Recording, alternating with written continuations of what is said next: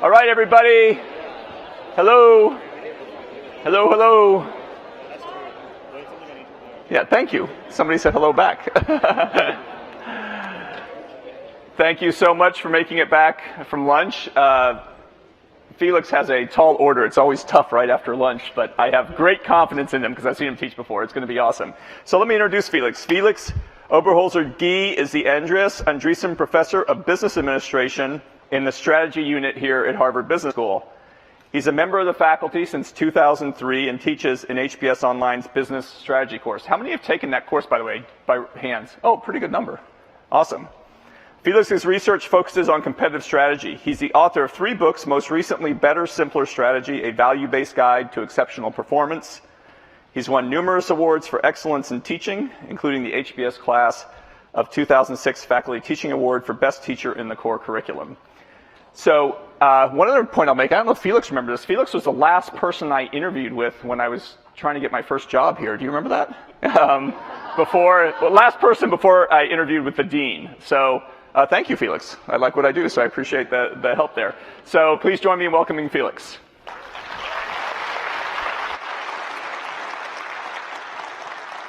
Thank you, Patrick. We chose very well, didn't we? Patrick is amazing. So I'm delighted to be here. I have a little bit of time with you to think about strategy and to think about one of the really hot companies that you see mentioned in many newspapers and articles.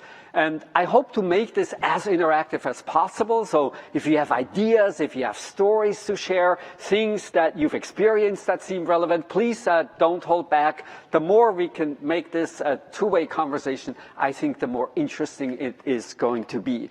And as a result, I will start us off with a question.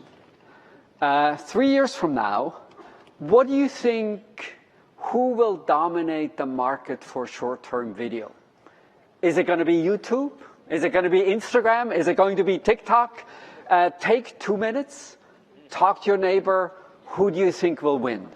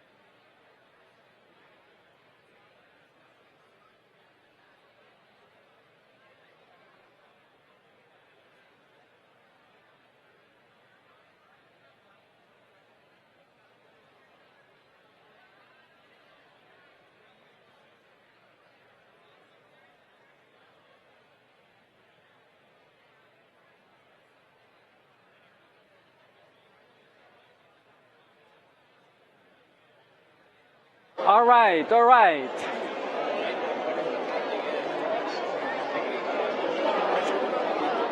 And of course, we're going to do this. We're going to do this a little more scientific.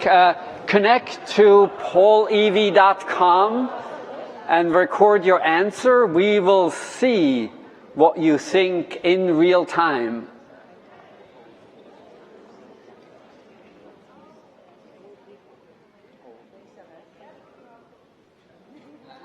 Oh, YouTube looks like it's in a winning position so far. Not many people believe in Instagram. How can that be?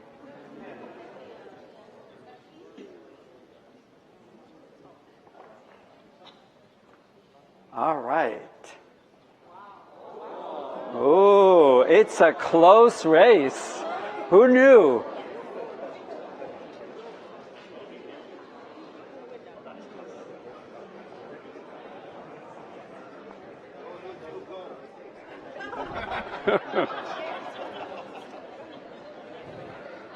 Okay, I think we have a discussion, as they say. How many of you think that YouTube will win? If you can raise your hand.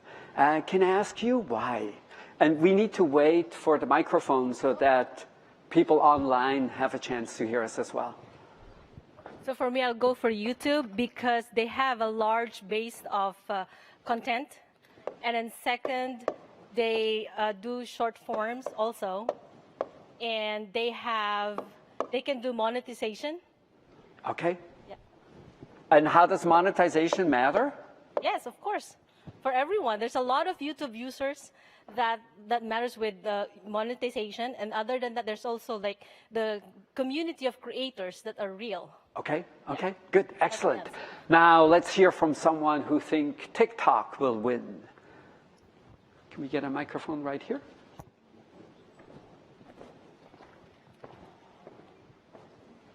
Actually, we were just talking about the geographical bias because I'm from China, Shanghai. So basically, the upper two. So problem is that basically we cannot use the upper two applications in China without VPN. Okay. So we use WeChat and we use TikTok. And also, as we were discussing, in China, for TikTok, there are so many millionaires or even billionaires because of doing business on it. So it's like your addiction to it, as you mentioned, people addiction to it. And meanwhile, people are diligent on it and making a good fortune of money.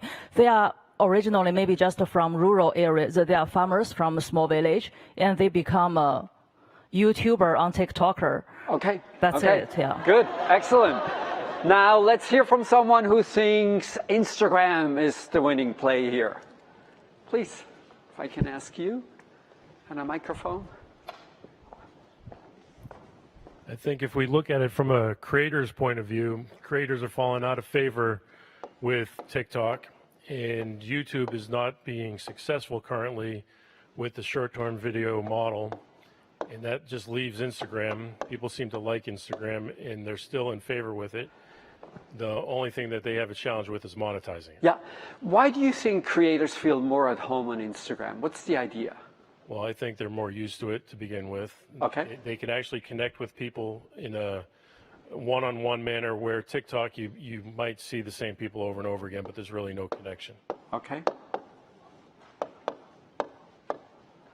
So we have social connections that somehow might drive the success of one platform and another. Other views, other opinions. Where did you come out? What did you think? Yes, please, if I can ask you. Right here.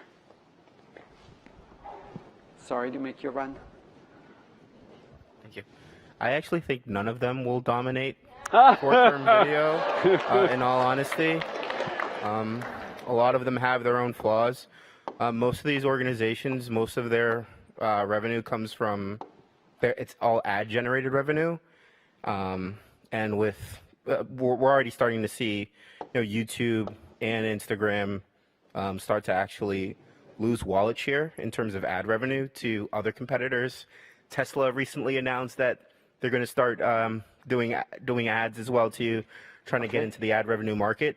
And there's so many other players that are in that market. So at some point, none of these are going to be the incumbent in terms of short-term video, specifically from a revenue perspective. Okay, okay, good, very good. Other views? Yes, please, right up here.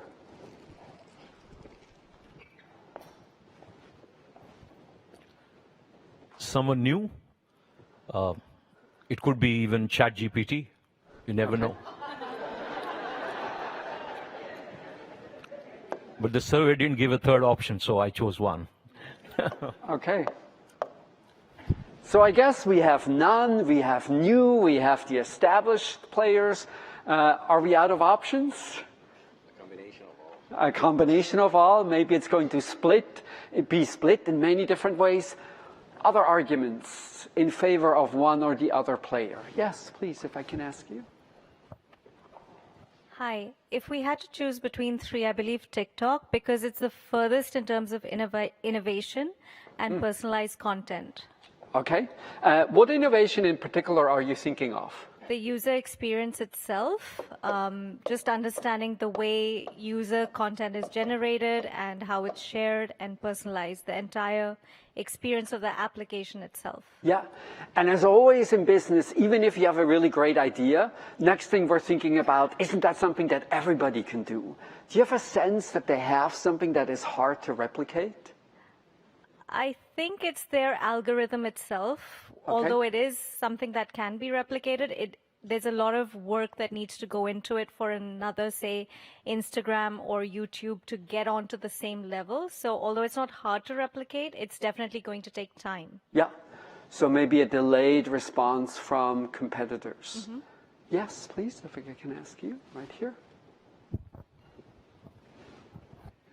I would say YouTube Shorts will be the most successful because YouTube is the only platform that hosts both short form and long form content. Okay. And so it's easier to build that symbiotic connection between long form content and short form, which none of the other platforms provide. So you can switch back and forth between those two formats.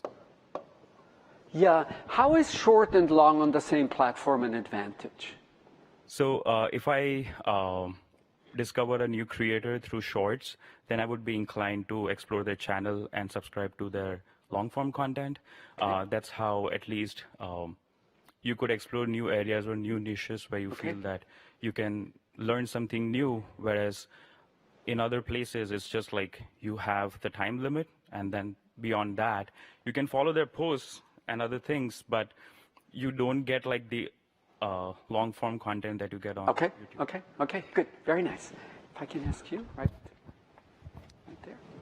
So in regards to long and short content, well, TikTok initiated with only 15 seconds, and now we have videos up to like 30 minutes. So that can also be extended, like if it's something that it's going to be required by the market.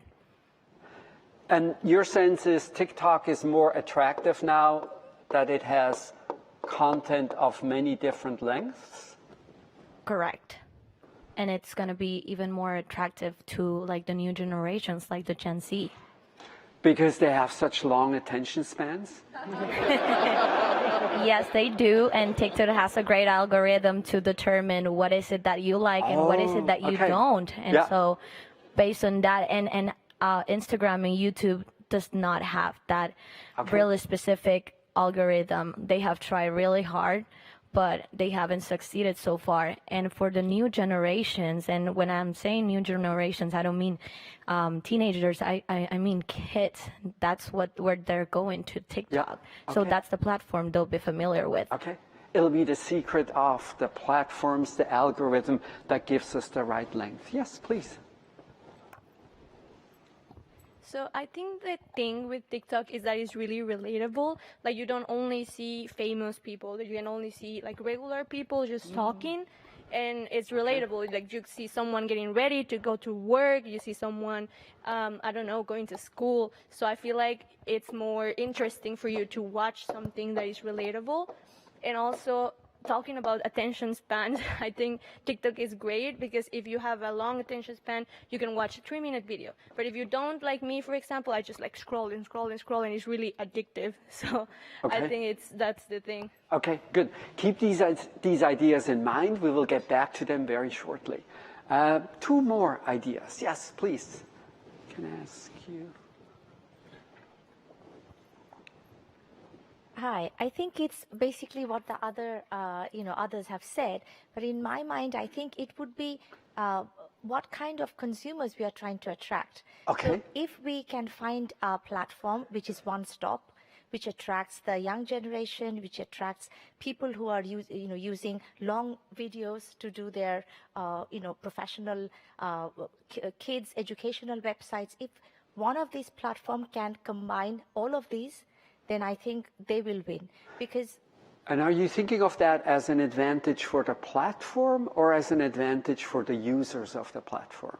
I think advantage of the users of the platform. And how so? For example, if YouTube has done short videos, who are they trying to attract? Obviously, the customers who are consumers who are now going to TikTok. Yeah. Otherwise, there won't be any point for them to do short videos. Yeah. Now, there is question about Instagram. They do also still photos. Now, are we going to have YouTube where you can upload photos? Or are we going to have TikTok, which will also allow users to upload photos? Yeah, yeah. I love this idea. That is obviously a big difference often. Some of you might remember this idea a little while back when banks thought, oh my God, we could be a one-stop shop. You could do banking with me, and then you can also buy insurance, and then you can get other financial products. And it seemed like paradise for banks. And then customers didn't care. And it was a big flop. All these banks buying insurance companies went nowhere because we thought, well, why should I use the bank to buy insurance? Those are two separate things. So thinking about whether you're creating value for the users or whether this is just a value for the company itself, that seems to say a lot about who wins and who does not win in these competitive races. If we have time for one more person, maybe I can go all the way to the side here. That's possible.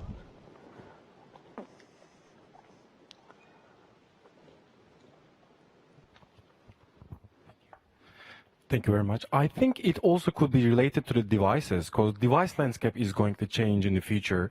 And the short form videos are actually, by nature, they are vertical videos, which are really working really well with our devices right now.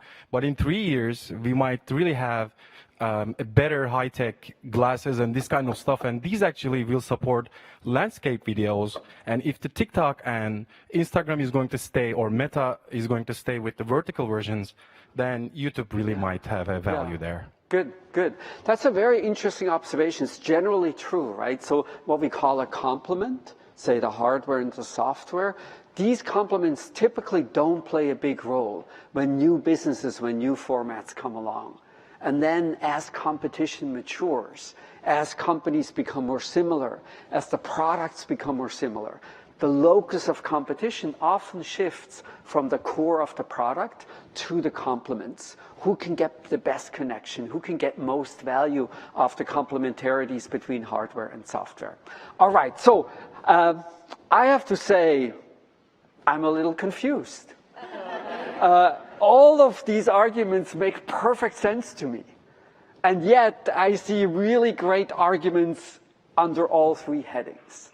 Each of these platforms seems to be able to do a particular set of things really well. And we want to think a little bit about in competition with one another.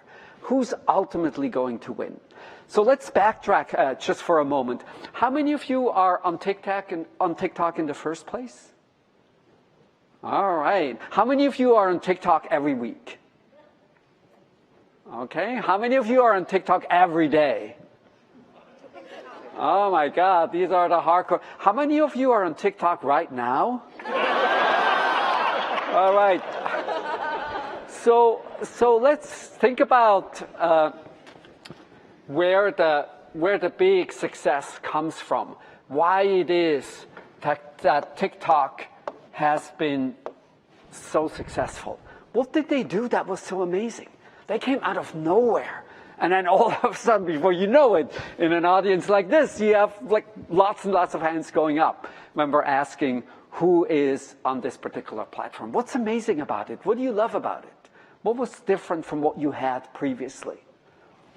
If I can ask you. It got the attention of kids. It really, because it existed before the pandemic, and it was Musical.ly, it was around, but it wasn't necessarily as popular. But during the pandemic, there were a lot of kids at home, a lot of people had time, right? And that's when it really blew up with its like challenges and things like that. So I think it really took advantage of young people and the free time they had during the pandemic. Yeah, okay. And these challenges in particular had massive following depending on how intriguing, how funny they were. Yes, please, if I can. Would you want to pass the microphone just down?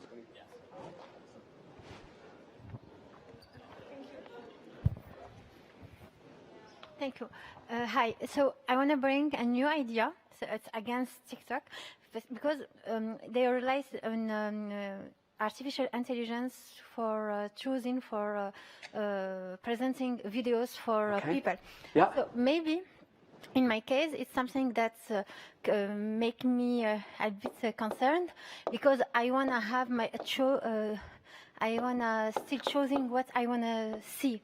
Or maybe today, as many people are against artificial intelligence, maybe we will have a new segment of person who will not be attracted with TikTok because they are against artificial intelligence and they won't keep their power to choose what they want to choose. So maybe it can be a bit challenging for TikTok because of it's a great point. So let's think about this for a moment. How do they actually choose what to show us? Like when I open TikTok and I see this endless stream of videos, how does it work? Like what does the we know there's some algorithm somewhere, but how does it work? Why do we see what we see? There's a microphone somewhere here. Thank you. Thank you. So in my opinion, and I'm probably one of the few that I'm not a user, but I work in technology, I understand how they operate. So the algorithm that they use, they understand your profile and your preference. Okay. So that leads to another question. Maybe privacy at some point, they will be part of the equation. Yeah. There is this really interesting exhibit in the case that you might remember, this pyramid that they use to decide what to show you. What's the idea of the pyramid? How do they use the data that they have? Does anyone remember? Did anyone make it all the way through the exhibits? There's a person way up there. Yeah, in the middle.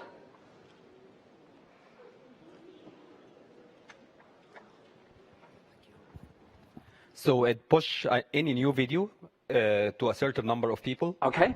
Then if there is a lot of interactions on that video, they start the second phase, which is pushing the video to more people. Okay. From 10,000 to 100,000.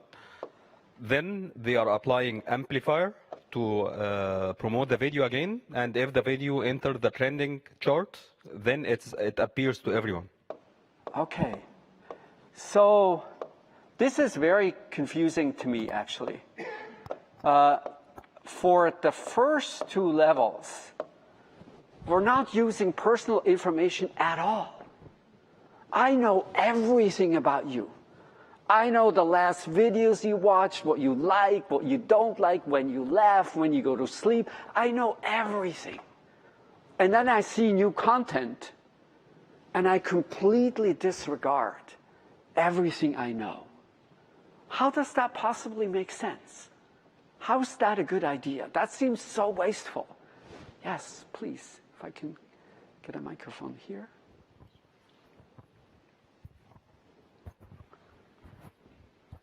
Hi, I have to preface this by saying that I work in recommendations at Amazon. So I think one of the reasons for that would be that they want to divide, first of all, avoid bias. And second is they want to divide the section of users in between exploring and exploiting. So when I come across a new user, I would want to make sure that I'm not imposing the bias of my algorithm and exploring the kind of videos that he would be interested in. Yeah. So that's super interesting, right? So we're very worried about biasing, about imposing some sort of judgment on content that is fresh, that is new. As a result, we treat every new piece of content as a little experiment. Oh, we know nothing about the creator. We know nothing about the user who watches it. Let's just see. Maybe it's popular. Maybe it's not popular. Maybe it'll fly. Maybe it won't fly. They're running tens of thousands, hundreds of thousands of experiments in real time, not applying any sort of data. And then we just look at, is it successful? Can it make it from what they call the cold start pool? Can it make it up to level 2? It seemed to perform really well. But, 300 impressions, that tells you nothing. So let's have it graduate. Let's have it apply to be seen by a larger audience. If it still proves helpful, then eventually it will graduate into the third pool, where we now apply all the personal information. Where we now apply all the personal information that we have to show you a selection of content that you might like. What's the business effect of this?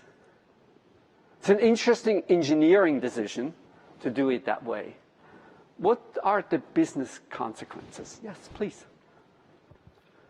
They are able to build a persona. So if later they need to advertise you, they may understand in advance what you are more keen to like. Yeah. So I can predict the kinds of things that you might like, things that are close to your taste. What else? What other business consequence? This is incredibly important for the business. Yes, please. Sorry, it could also be location-based.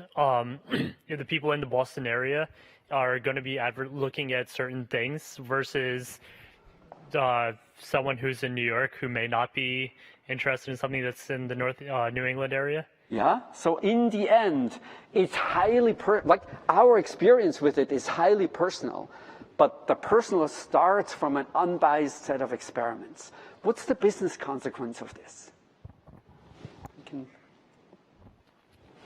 You speak. I think it drives engagement, more amount of time spent on the application and looking at endless feed of video. Okay. So, and we have data in the case, right? So on average, people spend twice as much time on TikTok as they spend on Instagram. Can I get a microphone here?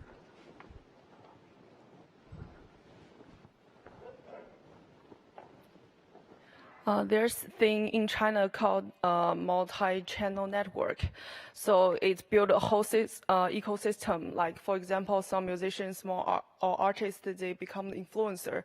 So they generate millions of followers online. And then some brands, they contact them and say, I want to build my brand image and I want to get more people to learn my product.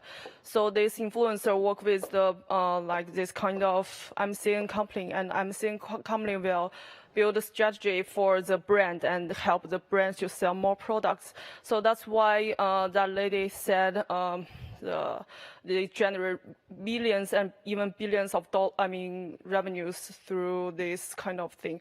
And this in China, MCN company, they do this kind of whole things to help influencer get more influence, more followers, and help the brand to generate more revenue. So say I'm a really famous person. Assume for a moment. Do I like this thing or not? So I'm hearing a lot of no's. Why? Yeah, please. Hello. Well, to build on her point, TikTok, what it's doing is democratizing social media. It gives equal access to all individuals in this world to post their thoughts, their opinions. So it's basically democratizing social media. Yeah. Okay. Okay, very nice. Good. We have a good number of really key factors already on the board. Those of you who have taken the business strategy course, you remember I like to use this framework called a value stick to think about competition between companies. And a value stick has 4 components. At the top is willingness to pay.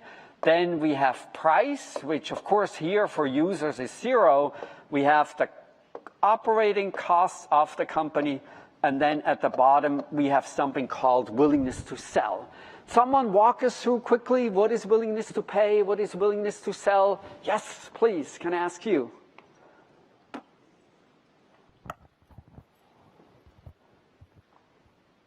So basically, willingness to pay is the perceived value of the product for the user. Yeah. Price is how much do you pay. I'm not agreed that the price is zero, because nowadays people are very aware that it's advertising. So all the conversation about TikTok is how my information is used for the advertiser. So I think that there's a price that people pay when you're in TikTok or Instagram. Yeah. Cost is how much they cost to produce it, and willingness to sell is you as a provider, how low you are willing to go to be part of this ecosystem, right? Okay, good, excellent. So think of willingness to pay as the most a customer would ever be willing to pay for a product or a service. Charge me 1 cent more, and I'm better off not buying. And then willingness to sell is the same on the employee or here on the influencer side. What's the lowest amount of compensation that I need to give you in order for you to be active on my platform? The difference between willingness to pay and willingness to sell, that's total value created by the platform. And then, unfortunately, if you're TikTok, you don't get to keep it all. The difference between willingness to pay and the price, that's value for the user, for the customer. The difference between cost and willingness to sell, that is value for the influencer. How much do I get paid versus what's that minimum compensation that I would have required? And then obviously the middle portion, that's the operating profit of the company. So what you see in the case of TikTok is they have had, as a result of knowing the really popular challenges, the type of video that you want to watch, the taste that they have found lots and lots of ways to increase users' willingness to pay for the type of content that exists on the platform. And then, interestingly, they have also found ways to decrease the willingness to sell of potential influencers. When you think about a platform like Instagram, can Instagram really do anything that Kim Kardashian doesn't like? That's a dicey issue. You have very powerful influencers, and not only in the sense that they have influence over what people buy, they also have influence over what the company can and cannot do. Because if they take all of their followers and they go to a new platform, you're in trouble. What TikTok has done that is really amazing is it has kept access to its platform wide open, decreasing willingness to sell, making it possible that even unknown people, not stars, not celebrities, everyone has a chance to become a TikTok star, lowering everyone's willingness to sell. That is a huge advantage for the platform. And, it gives millions of people who are trying to be TikTok stars, it gives them a little hope that actually they might be successful. That's a key difference in operating. So 2 things that you said so far that strikes me as really important. The first one is this opening up the way we use an algorithm that ultimately creates a more democratic access to the platform. I don't have to have 1 million followers for my video to be promoted. In fact, the way the algorithm works, if you're already super famous, we generally discourage your content from being seen. Why? Because we manage the popularity of the influencers. And then at the same time, in the third step, we are applying personal data that then lead to a dramatic increase in willingness to pay, because we get to see fresh content that we really love. So I would love for you to always think about, when you look at a business, when you look at a new platform, when you look at a new technology, always think about what's the degree to which they have managed to increase customers, users' willingness to pay? What is happening at the top of the value stick? And then next, I would love for you to think about, what is happening at the bottom of the value stick? What's the relationship between the company and its employees? A little while ago, I did a study on law firms, and I looked at the kinds of law firms that are really good at attracting rainmakers. How valuable is that ability? You know how some law firms go out and they essentially get the most famous lawyers in their specialty to join their firm. What do you see? Zero influence on profitability. Why? Well, guess how much you have to pay a rainmaker to join your firm? You basically pay the value of the business book, right? So you want to think about both of these things. What is happening in willingness to pay? What is happening in willingness to sell? That gives you a good sense of how effective, how popular TikTok ultimately can be. The second thing that is really interesting here is, I don't know how many of you had sort of a classic strategy class, a classic strategy course. If you do, you might remember an expression called stuck in the middle. Remember that?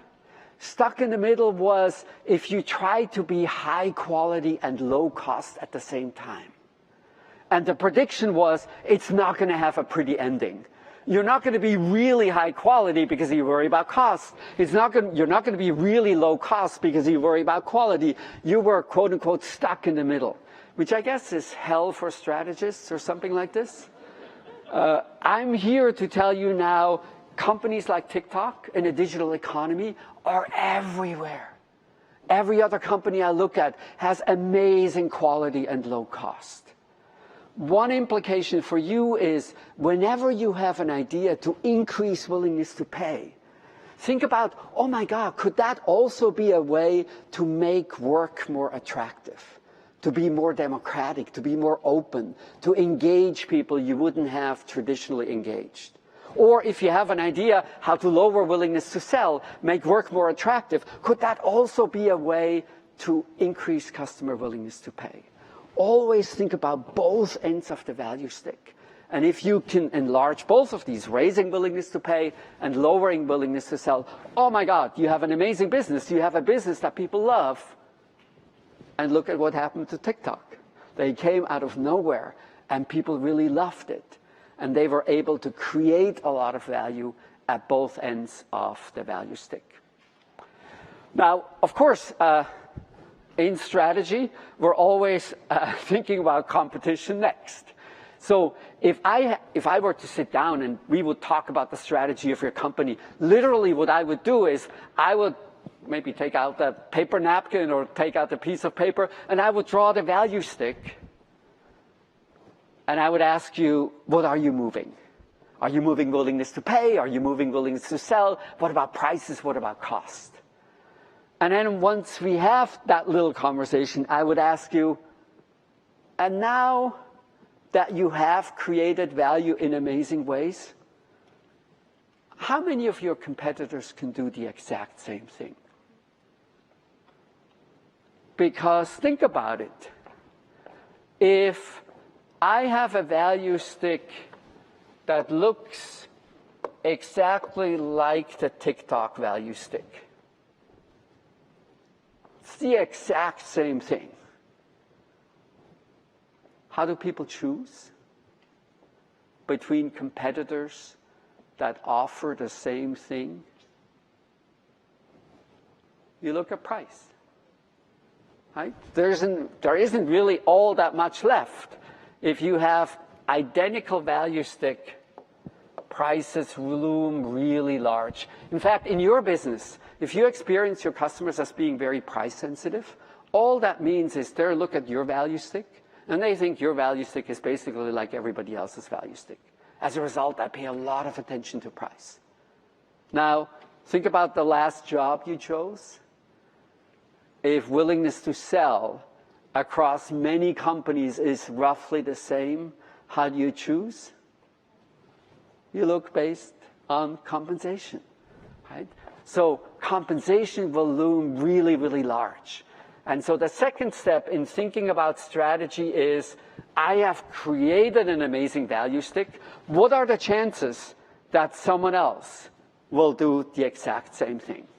So here's my question for you. When YouTube entered short-form video, it basically copied TikTok.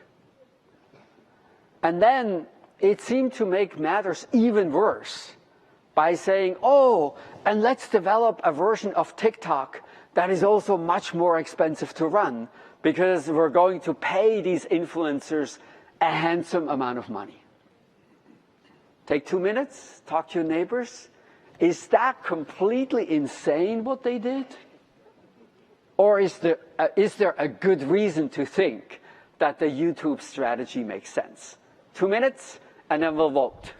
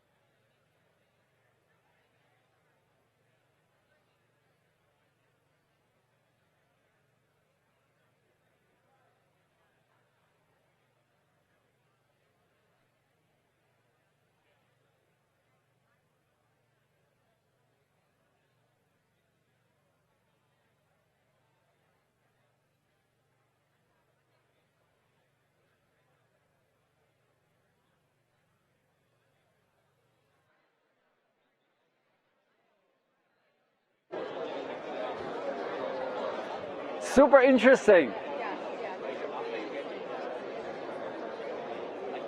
So about 70% of us think, oh my God, what YouTube did was maybe exactly the right thing to do. 30% of us think, yeah, maybe not such a smart thing. Can I start with the skeptical people? Who thinks this was a mistake to copy YouTube and make it more expensive to operate?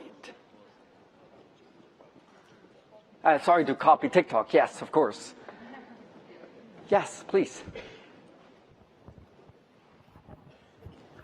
They're increasing the willingness to sell, so they're reducing the value that they're capturing. Okay. And that's insane, no? Like, who would run a business and then say, oh, you know, and I have a great idea how to make that business a little less profitable. Let's inflate costs. There were 2 hands up, all the way up. Yeah, hi. Yes. So I really think that it's about diluting the experience. So when you think of YouTube, right, we think of videos. Okay. When we think of TikTok, we think of short videos. So as a user, if I want to watch short videos, I'll go to TikTok. Why would I go to YouTube? So for me, it's like dilution of the experience of the user. So that's why I would rather not go for the extension. Okay. So the experience is going to be worse. Now that looks like a terrible idea. Now I have just reduced willingness to pay and I have inflated my costs at one and the same time. Who thinks this is brilliant? Who thinks this is a great idea? Yes, please.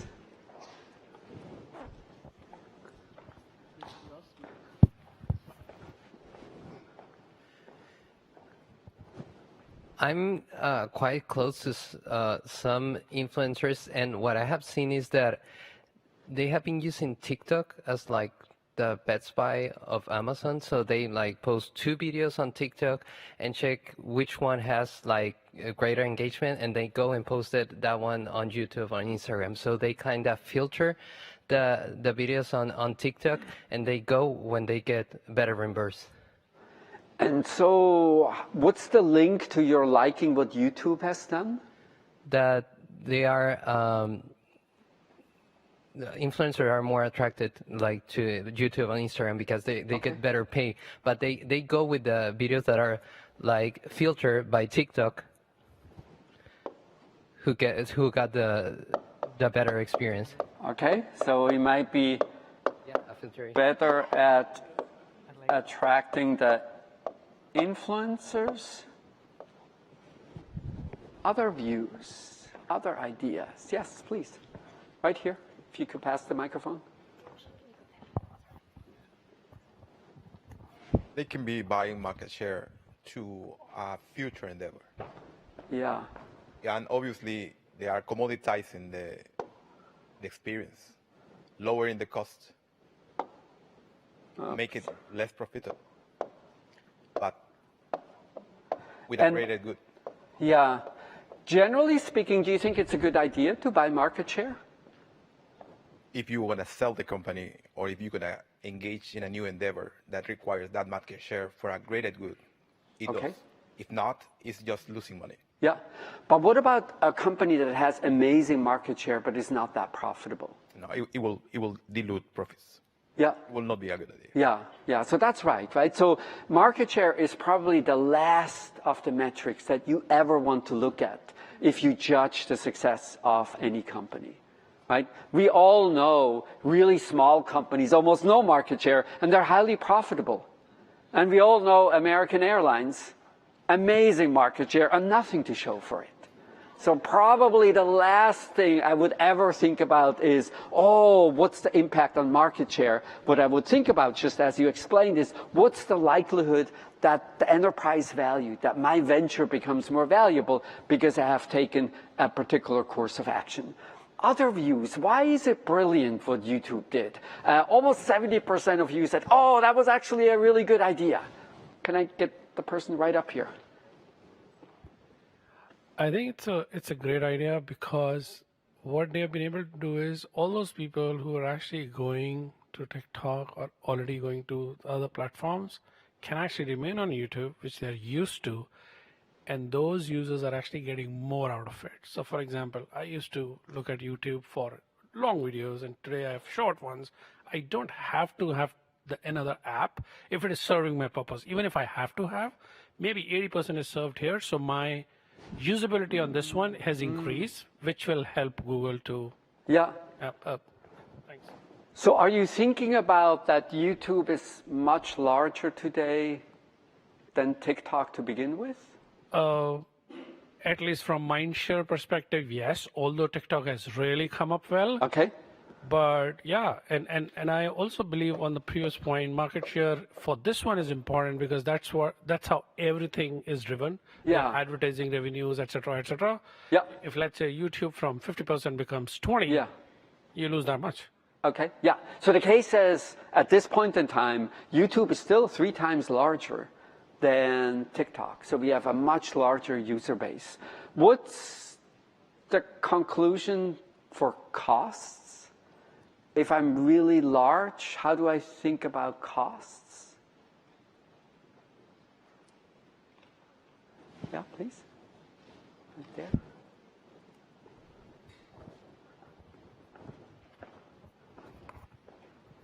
You pass it down to the customer. If you want to reduce the cost on the company perspective, you make the customer pay for it. Yes, it's a very nice attempt. It usually doesn't work that well because the customer might not be quite as enthusiastic about you. But yeah, so one is, of course, the question, can I somehow pass on cost? What else am I thinking about when I think, I made my business more expensive to run relative to the competitor, and I know I'm much bigger than my competitor. What's the implication? the implication is that you need to hire a lot of analysts and people to scrutinize every penny. You need to have Okay, okay. So next thing, we're going into savings mode. So that might be one conclusion. What else am I thinking about as I'm thinking about cost? Yes, please. I also think YouTube was the only one that could do something like that, to have enough room to pivot even if it fails. YouTube is owned by ABC, and YouTube did $30 billion, but that's only 10% of ABC's total revenue. Yeah. Instagram did, what, 40 billion, but that's almost 40% of Facebook. Okay. So even if it didn't work, it still has the room to pivot and, to your point, continue to bring in the people and tools necessary if it doesn't work. Yeah. And profit if it does. So one consideration might be, I'm thinking about the larger entity that I'm part of. So I'm part of Alphabet, and Alphabet obviously makes most of its money off of advertising. I'm a tiny part of that advertising business.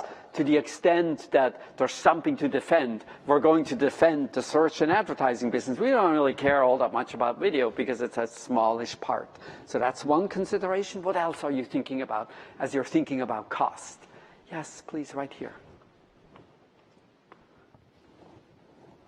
So end of the day, for any enterprise, like the bottom line matters. So Okay. the two ways to hit the bottom line, like focus on bottom line, is one is like bump up the top line by working on generating more revenue. The other one is look at every line item in your financial income statement and understand where you can control the cost, like by leveraging the resources effectively. Okay. Okay, good. So here's one way to think about the role of cost. So imagine here in red, I'm YouTube, and I'm seeing, oh my God, the world was really fabulous, and now this nasty competitor comes along. All of a sudden, I need to learn, what is TikTok all about? And it's really cumbersome because they have figured out a bunch of stuff that I have not figured out. I have a disadvantage in willingness to pay because it turns out people love short videos.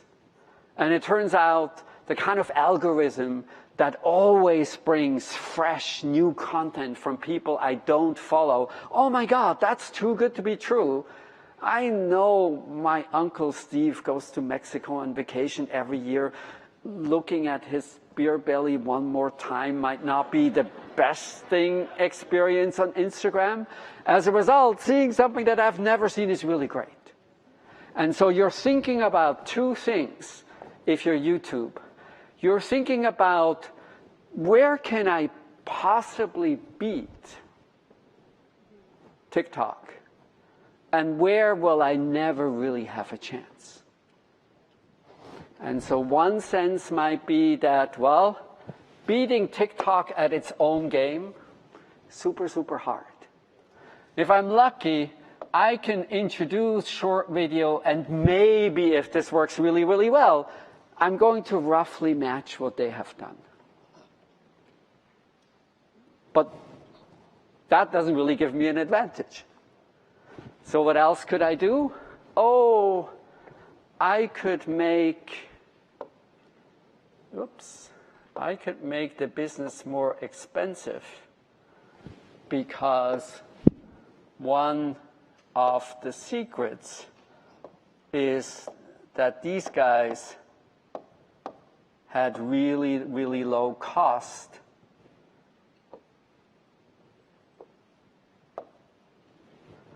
And so I start paying influencers. Now think what it means to be 3 times as large. The cost per impression of paying influencers, so much smaller for YouTube than for TikTok. So in other words, what we have done, we have shifted the locus of competition from the top of the value stick to the bottom of the value stick, where we have a much greater advantage. Why? It's just scale. Scale is on our side. As a result, I don't really want to compete on willingness to pay. I want to compete on where I have a reasonable chance to be successful, namely on the cost side. So let me say two things about imitation. Imitation, in some sense, if I could get the slides back, is really surprising because we know, of course, that all profitability comes from differences. If you look like everyone else, customers will just focus on price. If you look like everybody else, employees will just focus on the compensation that they get. When I look at different industries, here's just a random example, insurance in North America. Super tough to be an insurance company.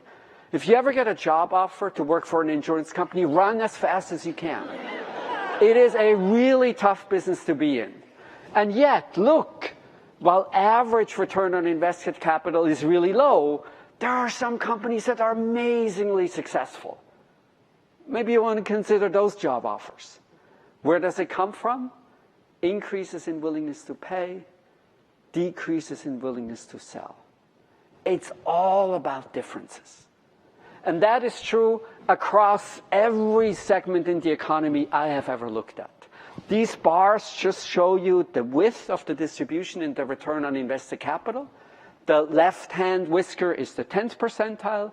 The right-hand whisker is the 90th percentile. And it shows you companies in the same industry. I'm thinking these guys are exactly the same. And I'm looking at their profitability because, oh my God, they're so different. Where can that come from? It only comes from differences.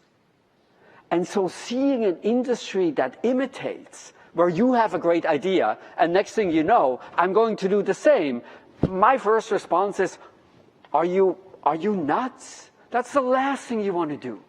If your competitor has a good idea, the last thing you want to do is implement that idea as well.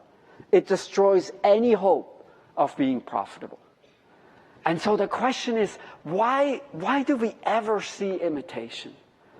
And I think there are two answers. One, this is the Buffett quote at the beginning of the case. Maybe sometimes we're a little lazy. Maybe sometimes we're a little complacent. Maybe sometimes we think, oh my God, the easiest thing to do is just do what everybody else does. And that's probably a reality. And it's terrible. Why? Because it undermines a chance to be really successful. And then there's smart imitation. And what we have just seen this afternoon is an instance of smart imitation. I know I cannot compete on one end of the value stick. And what I'm doing is I'm shifting the competitive focus from the top of the value stick to the bottom of the value stick. How would you like to compete with Amazon on cost? No chance. That is never ever going to work. What does Etsy do? They shift the locus of competition from the bottom of the value stick to the top. And they're doing very well. Thank you very much. In competition with one of the most powerful competitive forces in the American economy. So we have two ways to think about differences. You can think about differences as, do I have a chance to really have higher willingness to pay or lower willingness to sell over long periods of time? Maybe you do, maybe you don't. Or you can think, can I change the locus of competition? Can I go from the top to the bottom? Three things that strike me as particularly interesting, and I loved how you're thinking about it this afternoon. The first one is, everything starts with value creation. Sometimes when I talk to students who have ideas for businesses, the first conversation that they would like to have is, how are we going to make money? And frankly, it drives me a little insane. That's exactly the wrong way to think about it. Don't start by thinking about how you're going to make money. Profit is a consequence. It's the result of having created value. If you really have higher willingness to pay or lower willingness to sell, I'm not the least bit worried about your being financially successful. If you don't create value in the first place, yeah, being profitable is going to be super torturous because you did it the wrong way around. Think value and profit will follow. Second, as always in strategic thinking, it's all about differences. I don't care that you have a great product. The product, the question is it better than what else is out there? I don't care that you have low cost. The question is your cost lower than anyone else's? And the metrics that we look at is differences in willingness to pay and willingness to sell. I don't know about you, but in all these conversations about the metaverse, I never had anyone who could explain to me how it's going to increase willingness to pay or decrease willingness to sell. Cryptocurrency, unless you're a criminal, how on earth is that going to be increasing willingness to pay or willingness to sell? I never understood that. I can explain it. So think about differences as animating, ultimately, corporate success. And then the last thing I'll say is, imagine what's that like for you personally. Every day, every week, every month, all you're asking, did I create value for someone else? Isn't that an amazing life to lead? Thanks so much for a great conversation. Thank you so much, Felix. So we're going to be transitioning to something else here, but just one more round of applause for Felix, thanking him very much.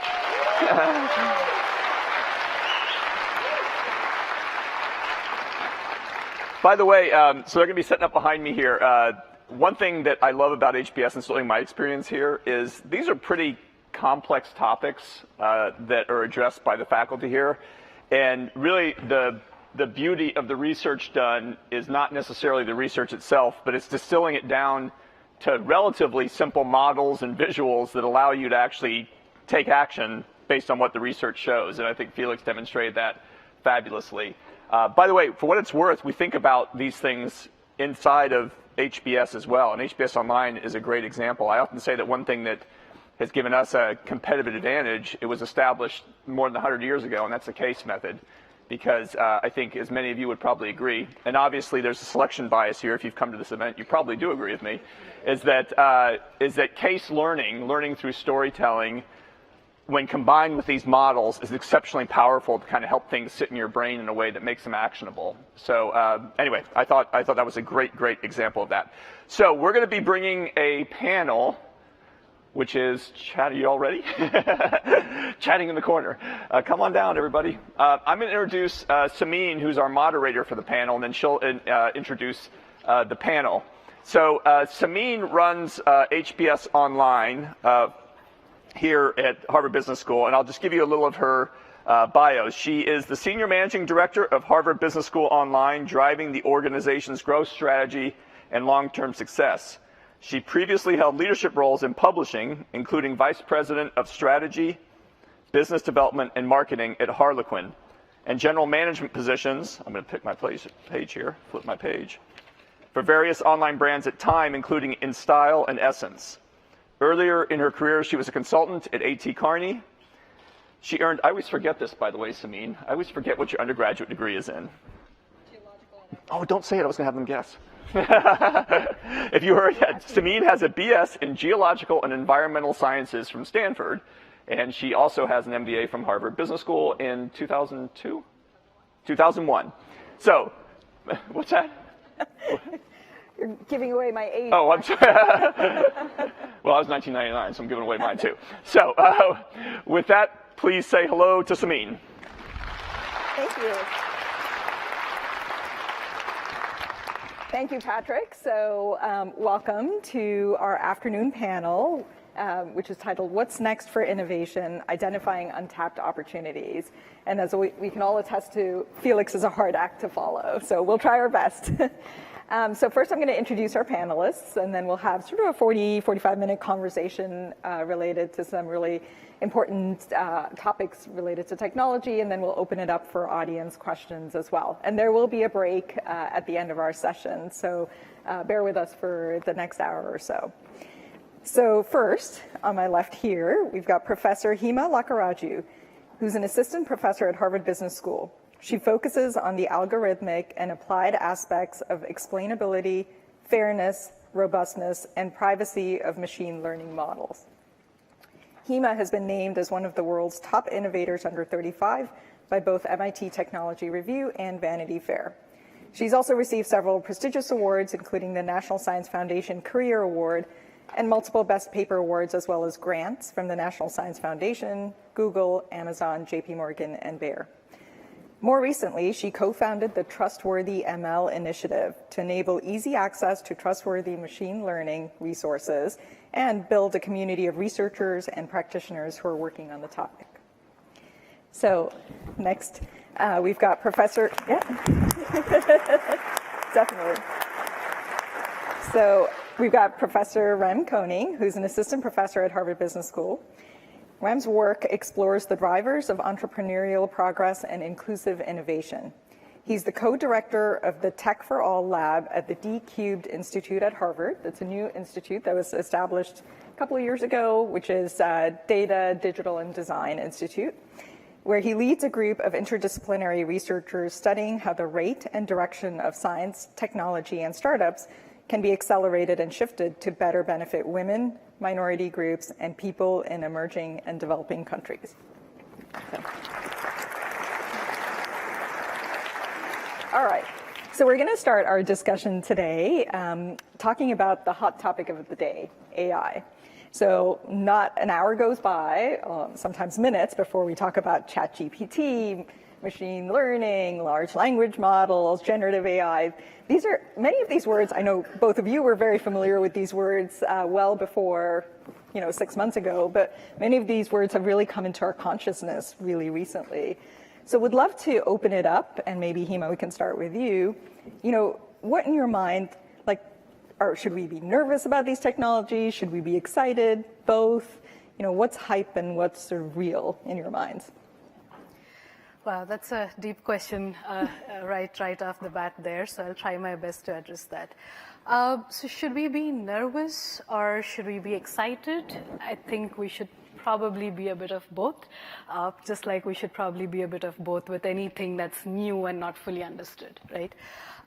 So I guess I'll talk a little bit about some of the applications that these sorts of models are already touching, and maybe through that I can discuss what I'm excited about and what I'm nervous about, right, to answer your question. So in some sense, generative AI, I guess the blanket term, is sort of referred to these kinds of models that can go beyond single shot predictions or even sequences of predictions. So far machine learning has been quite a bit about making predictions, whether it's about a particular instance, whether it's about a sequence of instances or sequence of predictions and so on. So the thing that's new in this field and what is so exciting is now it can also generate stuff, right? As several of you may have already played with ChatGPT and so on, where it's generating text, it's sort of coming up with things, it's writing stories, poems, all sorts of things. So these models are now more capable of generating things as opposed to just predicting given some information, right? So that's the main sort of key difference in how I think about it.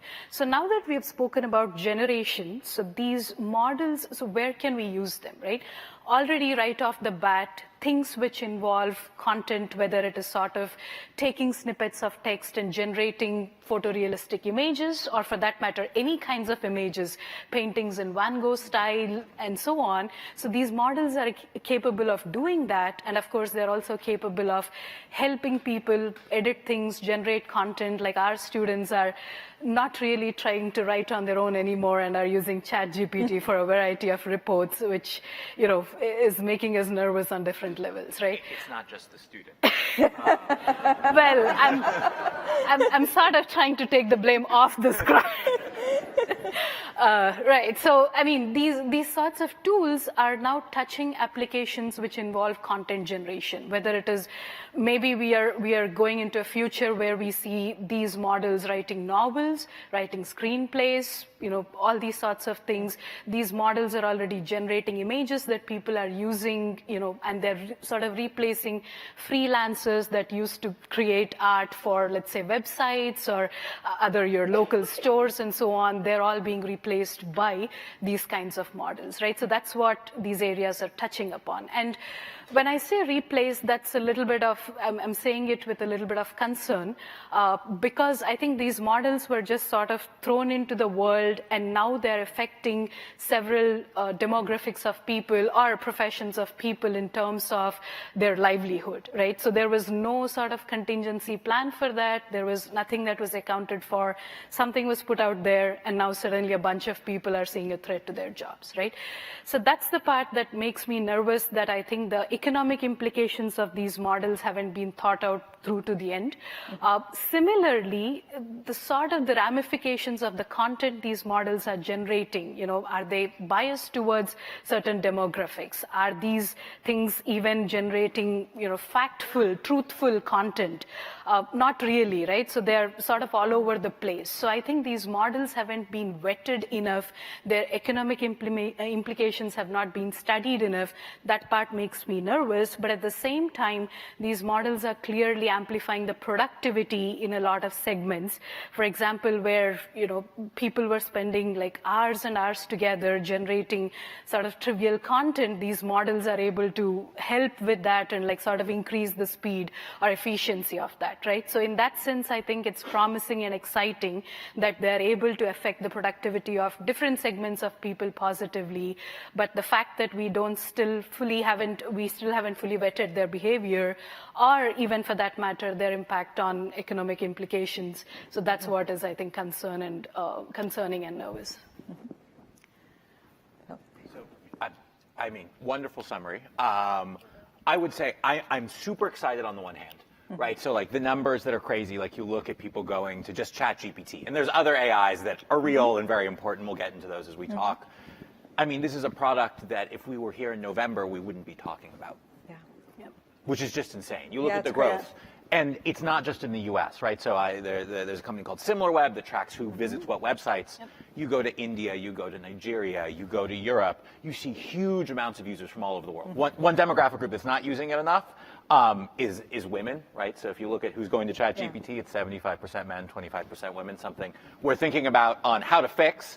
I'd encourage all of you to go fix that as well. So some of the men stop using ChatGPT is what I'm telling you. That's another way to fix it. So really excited, and I think when we look at big, there's a term in economics called general purpose technologies. Things like electricity, the steam engine, the internet to some extent. This is a GPT. GPT is a GPT. Which is really exciting because it means we can find all sorts of interesting productivity, new sorts of productivity, new sorts of economic growth. On the flip side, there will be adjustment costs, right? And so I think the one way I think about my nervousness here, it's actually a paper by a friend and colleague of mine down at Duke Fuqua. He has a paper looking, and it is going to feel like very different technology, but the telephone and AT&T back in the early 20th century. And one of the things he finds is that it used to be that there were tens, if not hundreds of thousands, often women, employed to basically do phone switching. So you'd call up and you'd say, I'm calling this person over here, and they'd move a plug, and I'd get to this person over here, right? And they introduced a mechanical device in the 1920s to basically make this happen without the people. And what you find is people who had been in that job a long time ended up decades later much more likely to be unemployed, and they made less money. But new cohorts of women who came into the labor market found new jobs, right? There was creative destruction, there was other opportunities. So I think my nervousness is, can we handle the adjustment of a technology that, unlike this mechanical switching technology, which took 80 years to be implemented by AT&T, we're already at 6 months and we've got billions and billions. I mean, it's just amazing how quickly it's spread. So that's where I get really nervous looking at this technology. Yeah, I mean, I think both of you hit on some key points that we'll kind of circle back to around some of these challenges and how do we adjust sort of as a workforce, as a human race to some of the, just sort of the rate of change and the impact of these tools. But maybe we can start, and Hima, you can sort of share, just in your research and as you thought about different industries, where have you seen some positive sort of use cases already, and Rem as well, just in terms of what you've read about, what you've seen in terms of the applications across industries, across companies? Right. So I'm going to talk about some applications, but with this sort of a caveat or just a fine print thing, which is, to be honest, I think a lot of sectors are still exploring how to use these tools and how would they sort of fit into their typical pipelines, right? But that said, a few cases of where I've seen a lot of seriousness in taking these tools further and thinking about, oh, here are all the kinds of amazing applications that we could work with. So one is definitely, first let me talk about large language models specifically, just the language models. One is definitely the industry that sort of generates content in terms of like stories, articles. So I've seen lots of newspapers write to us, and they're very excited, online as well as print. They're very excited about the possibility of exploring these tools so that they can churn out articles faster and they can sort of improve the efficiency of these things coming out. So I have had several emails and conversations with people from that sector already. The second thing I've seen is basically healthcare, and there also people are excited about the potential of these things to help ease something as commonplace or day-to-day that we see, which is doctors writing notes, and these tools kind of taking over the more of the big picture description once doctors put in some keywords and so on, thereby letting them focus more on time with patient as opposed to sitting offline and filling out all these forms and writing all these notes about the patient, right? So those are the two things that I've seen people being super excited and thinking very seriously about the use cases, right? And another thing I've come across, which again is being very seriously explored, is insurance underwriting. That's another piece where, again, there's a lot of interest about how these tools can amp up productivity of underwriters and how to sort of take those tools and put it alongside human underwriters at this point, right? And of course, paper publishing and research, if we could also call that as one kind of an industry, there also I'm seeing like everybody is excited that they could now write their research papers, their cases much faster than they could do before. So these are of course, I'm sure there are several other applications for these models, but these are pretty much the sort of areas where these tools are being seriously explored. I'm going to talk just a little bit about diffusion models. So far I've been discussing language models. So diffusion models are this kind of text-to-image style models. And there I think a lot of interest, or what it has already had impact on, is basically creation of print and digital art, especially what freelancers were doing previously. Now there is a lot of interest in using these tools to create those, right? So somebody was recently asking me this question, like, do you think all the famous painters and so on will be replaced by these kinds of tools? And my answer was, at this point, maybe we are not that far off. I think that sort of market for this, selective art and elite art is still there. But unfortunately, what it is impacting is this folks who, make art as freelancers and sort of cater to these local businesses or, smaller websites and so on. That's what it is sort of getting into the way of. So, yeah. I think Hima examples on point. I'd add ed tech. Right, so Khan Academy, Duolingo, already starting to roll these out. Education. But I want to go back actually to Felix's amazing lecture that we got to catch the end of, which is, at this point, it's still very early on in the game. Right, so for you all and your organizations, like, you're not imitating another organization if you're using these tools. I don't think we really understand how they're going to be used. And to sort of give an example, almost all of the cases we see, I think, in the news or in what we're reading are sort of digital to digital businesses. I'll make a video on TikTok that's completely synthetic, right, just using these diffusion models. Or I'll write a Harvard Business School case just with an LLM. We actually have people here at Harvard exploring, right, whether that's going to work or whether it's going to totally fail. I'm very interested in that as a Harvard Business School professor. But I would say it's going to seep into the physical world way faster than you think. So what are these models in the LLM case? And Hima, you got to correct me. She is the expert here. I dabble on the side. But basically, all you're doing is predicting the next word. And it's really, really good at predicting very long sequences of the next word. But another way you can think about these prediction tasks is in the physical world, when I'm moving my fingers here, right, can I predict where my finger should move to grab the bottle, right? It's a sequence of predictions of which finger to move and how to grasp and how to close. And so there's a number of startups right now that if you look at the videos, you're going to get out, there'll be an audible gasp. Because these things can just do amazing things by adapting these models to data on how hands move, for example. So now, what do we do about dishwashers in restaurants? What do we do about people who work in retail, automotive factories? And so I think that is sort of a year away, but that's one where I'm both very nervous and very excited about what these tools can do. So Rem, on that, is that like sort of a future application of robotics in your mind, or where does that technology live? So I don't know in what company it lives, so I think this is a really interesting question, sort of tying back to the business case. Right now, we're seeing almost all this LLM work basically at very big incumbents, and OpenAI, which is kind of an incumbent in a weird way. Let's study entrepreneurship. I think there's going to be a huge growth in entrepreneurship. We'll talk a little bit more about who's going to get power. Whether these end up being robotics companies or software companies that provide robotics, I think that's to be determined. But as you're thinking about your businesses, even if you're in more physical, hard goods industries, if you think about even folks who are electricians, for example, which seem like there's no way generative AI and all this other stuff is going to take their jobs, right? Because please don't go on OpenAI. Look up how to fix the electrical in your house and do it. Just don't do it. You can hack it to do it. Just don't do it. That's my advice here. But are there, if you start hooking this up to robotics, things that this could do, or building it into tools that really change the nature, I think, of physical labor?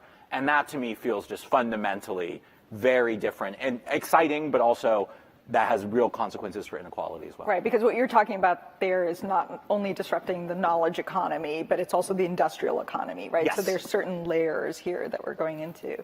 Well, sticking with your point, your kind of area of study around entrepreneurship and businesses, you study experimentation quite a bit. So in your mind, are companies sort of jumping the gun by going into AI? Are there other things fundamentally that organizations and managers should be thinking about, or is it really sort of AI or nothing? If you're only thinking about AI, that's a problem. Yeah, I would say there's other things to think about. What I would say now is a great time, particularly with AI, to ask yourself if your organization is experimenting enough. I know a lot of you have played with analytics tools, all sorts of other things, whether it's generative AI or just making a prediction with a simple regression model. I think one of the things you see, particularly in incumbent organizations, and this goes back to the example I gave of even the telephone operators in AT&T, it took AT&T 100 years to roll out this innovation of just moving to mechanical switching. 100 years, which is crazy, right? And why? Because you set up these big organizations and they become static, they become inertial. And so then you see something like generative AI come along and you say, oh, let's experiment with it. But you don't have the muscle in your organization, in your firm, to actually play with something, even though everyone, you're all at this conference and we're going to talk about it for another 40 minutes, right, is telling you should play with it. There isn't the routines in the organization, there isn't the architecture, there isn't the ability, the capability, right, to be able to run these experiments. So I would say you should be experimenting with AI, but you should be experimenting with a lot more. Because if you're constantly tinkering and trying, that's going to allow you to sort of build that capability to use these new tools in your business. And I'd say that's the big one that I'd really encourage a lot of you to do when we're thinking about innovation or new technologies, is that sort of willingness to try. And have you tried? And if you haven't really tried anything in the last 10 years, now's a really good time to catch up. Yeah, the barrier to entry to do some of this experimentation is a lot lower. Yes, because you're talking to someone, you don't need to install lots of servers. Right. I think this is, going back to the mechanical switchboard, they had to rip out these giant rooms and put in new machinery. Now what you have to do is have a conversation with a chatbot, right? That's just a lot lower in terms of the barriers of experimenting. So how do you think about sort of identifying some of these opportunities, right? In your organizations, different industries, what are some thought starters for us to think about how to go about thinking about where should I be experimenting? Either. Go ahead. Okay, great. I think I really agree with Rem's point on the focus of experimentation. I think in that sense, maybe the time and era that we are in is probably not significantly different from, I guess, any other innovations that we have to grapple with, which is, in your organization, maybe identifying sort of pipelines or pieces of the organization where some degree of automation could bring efficiency, I guess, is a good place to start with, right? So in some sense, if you were sort of thinking about doing certain parts of your reports or writing in a way that was taking a lot of time, can we apply some of these technologies there? Again, as Rem was mentioning, I want to sort of underscore this point of experimentation is the key. It's not about just saying, oh, OpenAI is making all these amazing claims, let's just bring this and replace this, but more about saying, okay, I'm going to try this tool out with, if there are 10 people that are doing that kind of work there, with a couple of them to begin with, see how things are going, and then if things are going really well, then maybe try it out with a little bit more and so on. But I think the need for experimentation has become like super high to keep up in today's day and age for sure, right? So I would also emphasize on that point. And what else could sort of organizations do in this day and age is, I guess, keep an open mind in terms of embracing these technologies, as opposed to, I guess I would say, less opinions and more of, is there something we could do with this, right? So I would say less opinions, more curiosity, to sort of summarize that, in a terse way. I think that's the right mindset to have, especially in today's day and age. If we can keep with that, stay with that mindset, then I'm sure we'll automatically find more opportunities within our organizations, even beyond, to see how we could benefit from these tools. I'll add to the LLM point, particularly the tech stuff, which I think is really interesting.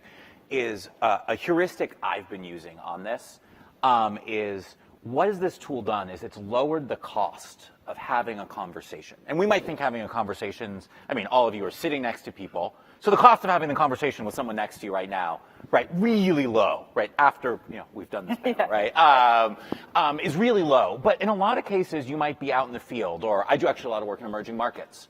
So I run, let's say, a business with 5 people, in a rural village in Kenya. It's hard for me to find a consultant to know what to do next with my business. That expertise might not be there, right? There might not be the talent. The people I'm talking to might not be trustworthy. Hima's an expert on trustworthy AI, right? People are not trustworthy all the time, right? We know that. And it's so, not just AI that's not trustworthy. Exactly. I would love to apply your tools to people. That's something maybe we get into later in our conversation. And so that's something we're actually, with the team at Berkeley right now, what we're doing is we're testing out whether these AI tools can almost be like automated business consultants over WhatsApp, right? And we're starting in Kenya, we're exploring South Africa, working with some Nigerian farmers as well, and sort of saying, these are people who the cost of this conversation just would have been way too high. Right, just way, way too high, and in some cases impossible. Can you embed these models on phones? Because in some of these places, the internet is pretty spotty, right? Does that actually help them, or are we hallucinating? And the models don't have the data from these regions, and it's giving them terrible, terrible advice. And so that's why we're really experimenting there. And I'd say, in your own life, think about those places where maybe an extra conversation would be really valuable, right? Maybe for you or for one of your employees, right? I think that's a great place to start to find where these tools can really add value. There's a lot of work that we don't talk to one another and get advice enough. Francesca Gino here, Alison Woods-Brooks, I've done some other work as well, looking at the people-to-people. What I love about these tools is now we have an option for people-to-machine. And people-to-machine often really lowers that cost, which is really exciting. So that's a perfect segue into the next sort of topic, which is around, well, how do you verify that that information's accurate, that the advice you're getting is sort of good advice, for lack of a better word? So going back to the trustworthy component. Again, that's a very deep yet hard question to answer at this point, right?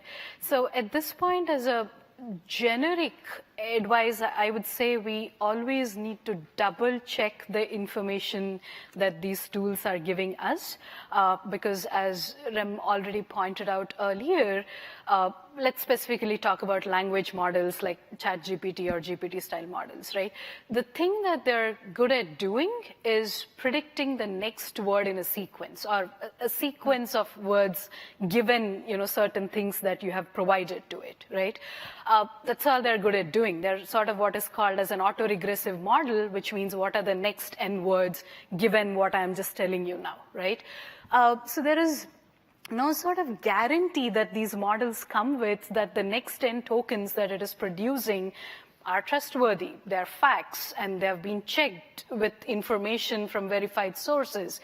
There is no sort of guarantee on that. So given that, I think now the onus is on us to sort of double check. We can definitely use these tools, get information from them, but we need to double check what they're producing, right? So I just want to add one more point to that, but I think there is a lot of ongoing research in the fields of AI and ML where people are thinking about how to perform this kind of fact-checking or verification of what these models are producing in a more automated way. And hopefully within the next year or two, we'll have more tools to sort of do that in a more automated way. But I think at this point, everyone has to sort of verify that information on their own by either, again, going back to quote-unquote Google at this point, which is, which is certainly scared that it might become a taboo word, but not yet. So I think going back to search engines and checking what information is being shown and if it's trustworthy. Mm-hmm. Yeah, one of the challenges with these models is they speak with so much authority, right? Yes. That I've read a little bit about how they, even if you know that what they're producing isn't fully accurate, they just seem to have that sense of authority, which is this false, sense of security around, okay, maybe that is factual because it has the right string of words. Right. So on this topic, I and some of our colleagues have been running some tests on what makes these models so trustworthy to human end users. And one of our preliminary studies, one of the interesting findings that they're suggesting is that these models are good at using big words and structuring sentences in a way that you would sort of see a knowledgeable entity doing, and that's what is making a lot of people believe that, oh, it's sort of thinking about this and this, or it's sort of using these words that are more nuanced. So maybe it knows something that I don't, and instead of spending more time on double clicking on what it is telling me, maybe I can just go with what it is telling me, right? So I think it's the style of the language that it is using and the kinds of words that it is using that are having a lot of effect in terms of people willing to trust these models and what they're producing a lot more. So, I think about three things essentially related to these topics as I think about these models. There's issues around privacy, issues around security, and intellectual property. We talk about this a lot because we're, like every other organization, HBS Online is thinking every day, we're having very active conversations about how do we use these tools to improve our own organization, improve the learning that we bring to our learners. So these are topics that are top of mind. So from that perspective, we touched upon some of this earlier, what do you think are the ethical considerations here, whether it spans privacy, as organizations, as managers, what are some of the factors that we should be thinking about? Right. Okay. Either. So I'll touch upon, I think you brought up privacy, security, and IP. So I think there are lots of intricate connections between the privacy and IP part.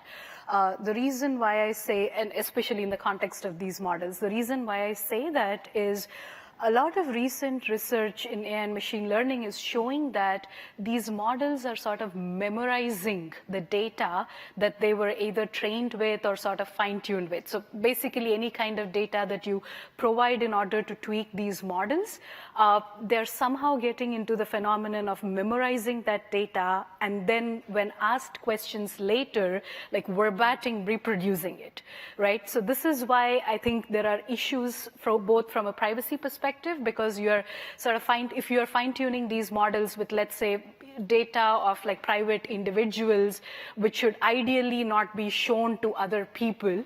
But these models, which are good at memorizing and spitting things out, they do take that data and then throws it out as output to some other user. Then we are clearly violating the privacy aspects of it. And then similarly, along similar lines, we may also violate IP when these kinds of models are literally, again, memorizing and putting out text from like copyrighted books or any other kind of material, right? So there are definitely those issues. And there is also research that's coming out that's saying that these models are making it easier with all the reasoning they're sort of providing, all the back and forth that people can do to ask questions once they provide a response to them.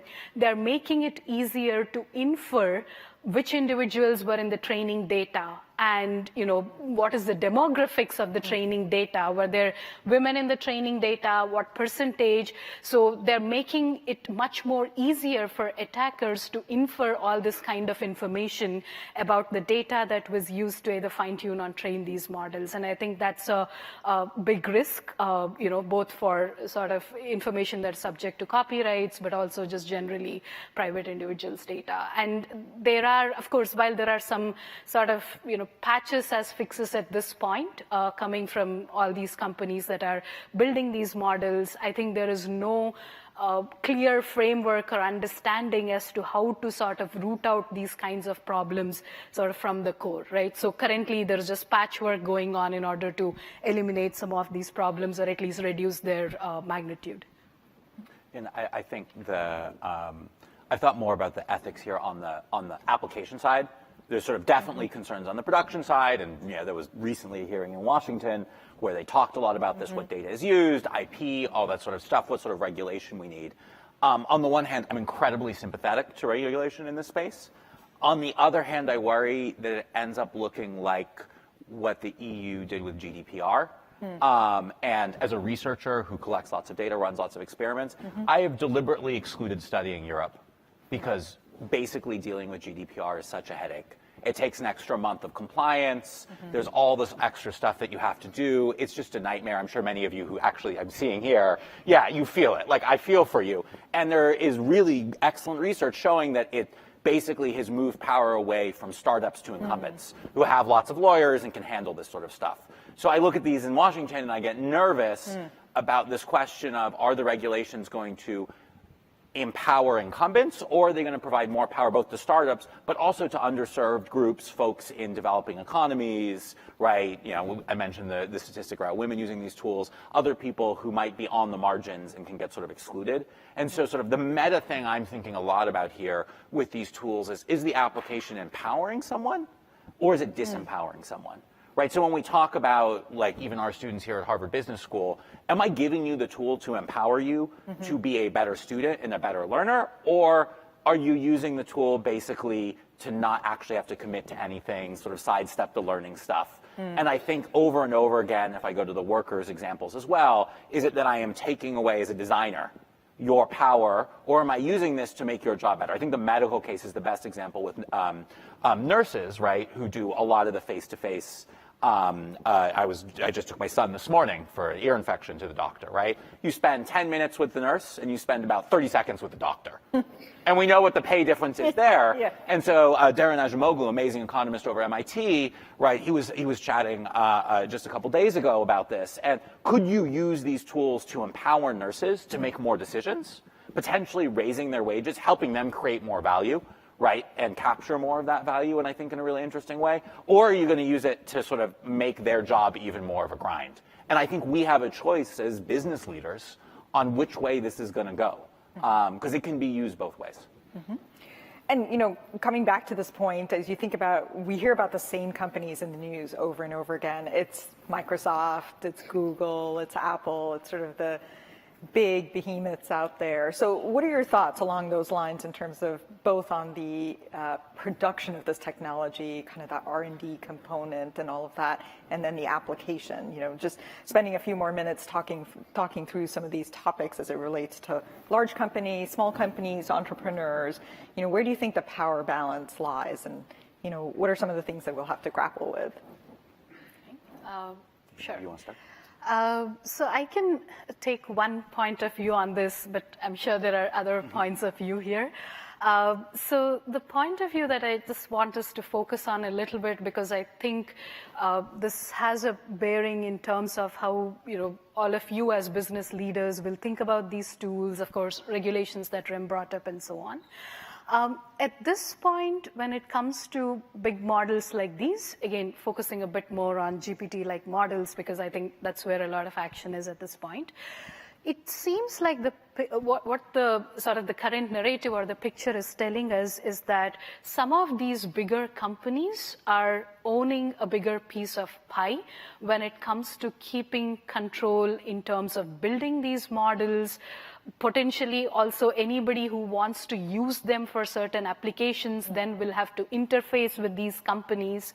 And these bigger companies have two main things that are sort of powering their status in terms of being like the key players in what's going on. Which is, one is trained personnel. So they have like tons of very well-trained AI researchers, engineers, scientists, who they can put onto these kinds of projects and like quickly go from GPT, I guess, 2 to GPT 3.5 in a matter of a month with like major improvements, right? So one is trained personnel, the other is compute. So they have the resources monetarily to sort of get, millions of compute nodes, GPUs, and throw all of that at these kinds of models and get them going, right? So I think there is, at this point, I see that there is a disproportionate amount of disbalance when we think about the scenario where these companies have resources to propel growth in this area, whereas everybody else is being left out of this race in some way. When you think about academic research groups, when you think about smaller companies, even tech startups, or even like mid-tier companies, they're all trying to play catch up with what's going on or what's being sort of done by these bigger companies, right? A lot of academic labs, in fact, like our lab tries to do research on these models and with broadly machine learning models, and we see that there's a big gap in terms of the resources we are able to procure in terms of thinking about these models versus what these big companies can do. Let's say, just to give you an idea about like the timelines, let's say it takes about 6 months for my group to work on a project which tries to develop a new algorithm which fixes one piece of what's going on in these models. You would see OpenAI like get to that idea today, and within like 3-4 days they have a fix or patch out for it, right? Because they're able to put about 60-70 people on it and get it going in like, and compute, of course, right? So that way, in fact, one of the things that scares me about the current scenario, and hopefully it will change in the future, is, this kind of a disproportionate holding of power by these 2 to 3 key players. And I think regulators should also keep that in mind. Every other organization or business should also keep that in mind when making decisions, which would serve them. Yeah. Mm-hmm. So I am more optimistic on this one a little bit, because right now that's 100% true. I think what Hima said, like 100 million% true, right? They have more resources. OpenAI is basically all ex-Google engineers, right? So you can sort of consider it an incumbent because it's just Google. Right, they're all ex-something. Yeah, exactly. But there's a huge amount of work in the open source community right now of building these sorts of models, and they're getting exponentially cheaper to train every couple months. And so the sort of analogy, as I was listening to Hima talk here, is I think there's sort of a play to what it was probably like with mainframe computers going to mini computers. So you've got your IBMs, you've got your major 3 or 4 players where the fixed costs are huge, right? And if I want to do IBM 360 or even the earlier systems, it's millions and millions of dollars, and there's like 3 major players. They basically pick what applications they want this thing used for. And then you get an explosion of personal computers, right? And it democratizes entry, and you now end up with Apple, which came out of people hacking away on personal computers as part of a hobbyist club, right? And there's just so many hobbyists in this AI space, and you can now train these models. I'm seeing people doing it on their laptops with like an external GPU plugged in, which is just like crazy to me, just crazy. So I think in 2 to 3 years, I'm much more optimistic. And this is where it goes back to the regulation. Right, where you see these proposals where it's like every model that's released needs $250,000 of vetting to make sure it's trustworthy. And I'm like, come on, we all know what that's doing. That's keeping the little guy or the new entrant from coming in and driving down prices for this sort of product. And so I think long term, as you're also exploring this, don't fixate on how much it costs to do something with OpenAI right now or with Anthropic or any of these other tools. Because I think basically you're going to look 12 months, 18 months from now, and the price will be a tenth, a hundredth of what it is, which is also all the together reason to be experimenting now. Because if you have the resources to do some of that experimentation now, potentially you can get ahead. Right? Because eventually it's just going to be basically free. And it will be like, my competitive advantage is Google searching. Right? Like, that's just not a competitive advantage. Right. Right, that's table stakes now for everyone. Yeah, it's this interesting point that you bring up around regulation in thinking about, being very careful to not crowd out the competition, right? We think about regulation as supporting, antitrust in the US or other things, but could have unintended consequences related to how that ends up. As you think about sort of the future of these technologies, you talked a little bit about the costs decreasing. What are some other things that you think about? What do you follow? And maybe, before we turn it over to audience questions, maybe leave us with some thoughts around, both of you are immersed in this space. You do research on it. You're, looking at applications. For those of us in the audience who are more lay people, if you will, what are the ways in which you kind of keep on top of this news, this information, and how do you process that? So any advice that you have for the audience would be great. So I can start with something. I found that the best tool to keep up with developments in this space is actually yet another online tool, which is Twitter. So following the right accounts on Twitter, which kind of talk about this, is one of the best places to get your summaries in the morning of, here is the announcement made by OpenAI on this new model that has come out, or here is a research paper that's been flagged by 20 people and so on. So I would say that's one of the biggest resources. If you follow the right companies and people, you can get a lot of information to stay on top of the developments in this space. And from then, I would say kind of also looking at, of course, the usual suspects of like TechCrunch. As researchers, we also follow Archive quite a bit, where all the Archive is one of these sort of a preprint server where a lot of publications that are coming in the AI space get put on before they even hit conferences and get published there, right? So I would say these are like my predominant resources of, of course, mainstream media, Twitter, which is where the news comes fastest, and Archive. So these are three that I religiously follow every single day. Yeah, I'd echo. You should follow Hima. I know she's on Twitter. You can give me a follow. I'm not sure how useful that might be. But I tell you to go follow Ethan Mollick, who's at Wharton, a friend. Yes. Yeah. Doing great stuff. He's got a Substack as well. That'd be the other place I would go. That's just phenomenal. And then I'd encourage you to go weird. So I follow a guy, I think it's Andrew White. He does AI for like generative AI for chemistry. Now, I know nothing about chemistry, right? Like absolutely nothing. Last chemistry class was AP chemistry in 11th grade in high school, right? But it's just super interesting to see the questions he's grappling with in the debates. So the big debate in chemistry, as it turns out, is a lot of the sort of chemical interactions and what they end up doing haven't been recorded in data that you could feed to an algorithm. It's not digitized. It's just in people's lab notebooks. Right. It's sort of common knowledge that's passed along. There hasn't been the same collection of data that you see in some of the biological sciences around RNA, DNA, these sorts of things. And that was just a really interesting thing to note. And then that got me thinking, like, where else hasn't the data been picked up? Right? So if you look around your industry, are there places where you think there's lots of data that just isn't being digitized? Right? And I can go back to my example, maybe it's the hand movements, but maybe it's something else. And that seems like a really interesting place to play. Potentially that's an opportunity, or potentially that's a moat, right, that will stop AI from disrupting what's happening in your industry. So that's the other one I would do, is sort of spider out and follow people outside of your field. Because often I think that's where I find I learn the most in these conversations. And for better and definitely for worse, given recent events, it's Twitter. Is the place to sort of be at the cutting edge of this. Great, thank you. So we've got about 10 minutes for questions from the audience. So for those of you who are here in person, you know the drill. We have mic runners who can walk over to you if you want to ask a question. And we have folks from virtual as well. And since we have a question from the virtual audience, let's start with that as we're getting people thinking about questions here. So question from Majed. What's the main reason behind platform failure? Is it ethics? Is it technical issues?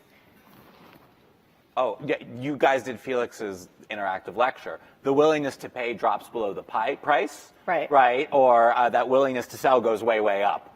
And so I'd say that's, it's a little glib, but like that's the big one, right? That you see on these platforms, I think is just, and a lot of that has to do with competition. And so I don't know if I'd call OpenAI a platform per se. Maybe it's a platform for AI, but I think basically what you're going to see is a lot of people coming in with basically technology that's maybe a little bit worse, but way, way cheaper, because you can run it locally on your own machine instead of having to pay for the API or for GPT plus.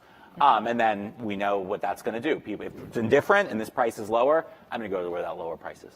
Yeah, so it comes back to the economic challenge of building your own versus leveraging what's out there.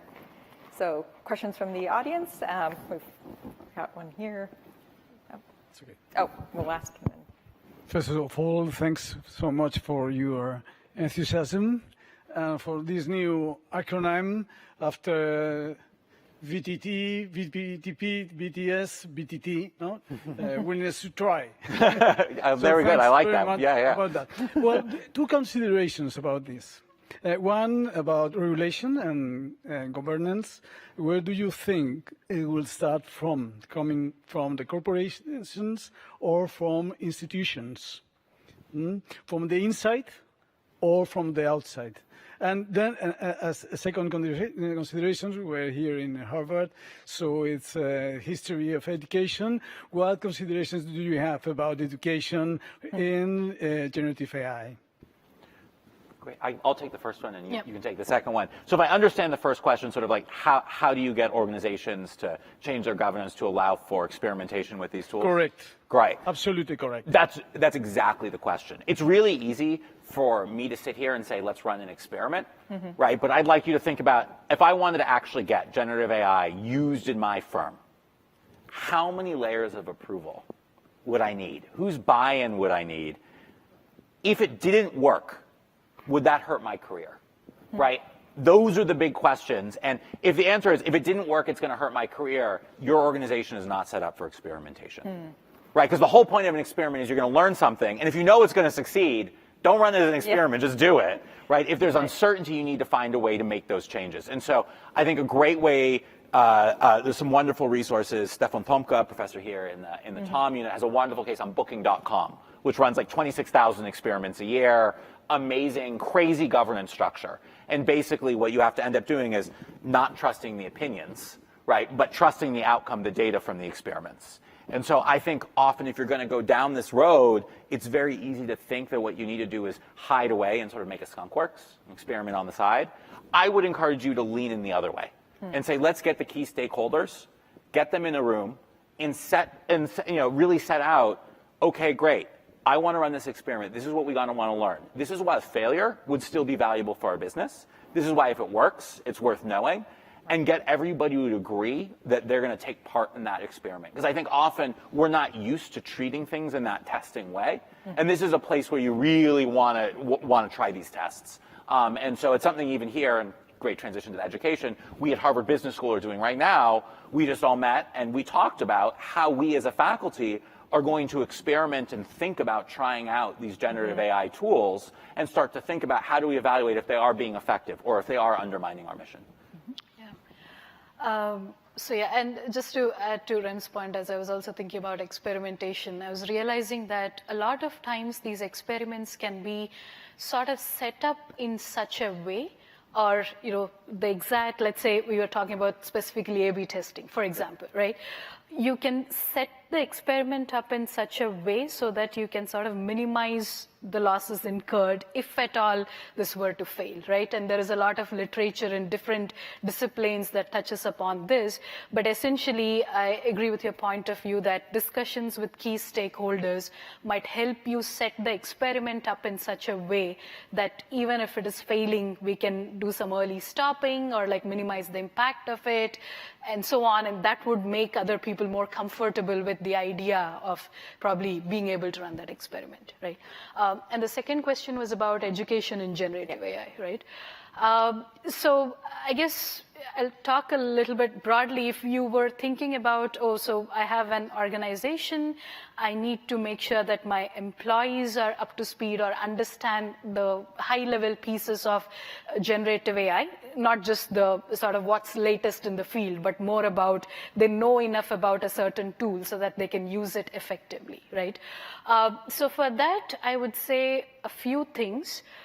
So one is I have seen certain, sort of smaller organizations, academic research groups do these very beautiful but still very accessible lectures on the basic concepts of large language models or generative AI. So for example, Stanford Online has like a bunch of lectures on this topic. So I think if you go to their YouTube channel, you'll be able to access them. They also have an accompanying course webpage, which talks about some of the details of these models. And I think, of course, this is a very recent and nascent area, so things are still kind of coming up along those lines. But I think at least sort of looking at the channels of, universities, even Harvard has put out a bunch of lectures on generative AI as, a field more recently. So I think looking at these can help inform different perspectives on these topics. Some are, of course, more technical. Some are giving you a more sort of application perspective or a high-level perspective. So. And I think there was a question back up there. Rick, oh. Hi, thank you. Great panel discussion. I have a very different view on generative AI right now, as I do advise a lot of AI startups. I do agree that if we were here in November, we wouldn't be talking about generative AI, and right now it's a lot of hype. What I am seeing right now is a lot of AI startups or startups who are getting into the AI space, as well as big tech. They're just coming out with incremental improvements on ChatGPT versus any breakthrough innovation. So in my opinion, like really looking at it from up close, I don't see any breakthrough innovation in generative AI coming out, at least in the next year to 3 years. I think we've plateaued. And what I think we need to do at this point is focus really on the ethics. And I do not believe that we need to focus on the regulation part, because, and I also come from a highly regulated industry, which is financial services. And what I've seen is regulators can really go overboard and stifle innovation.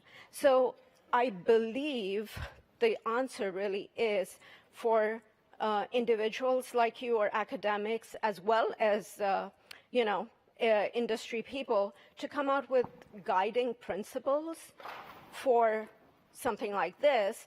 And that's what needs to be focused on. And I don't know if there's anything right now that you are seeing going in that direction versus having politicians and very selfish sort of entrepreneurs coming up and stifling competition and taking power away and agency away from the users themselves.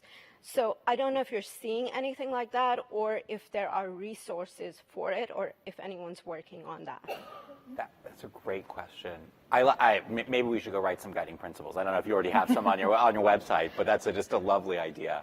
I'll just respond to the first part about the disruptive, and then turn it over, which is, look, you may be right. I'm not a technologist on developing this stuff. I don't know what the next 1 to 3 years look like. Mm-hmm. But I go back to lots of other technologies where you see incremental improvements that then drive disruptive innovation. So Clayton Christensen's seminal work on this looks at hard drives. And you go from a 5.5-inch hard drive to a 3.5-inch hard drive.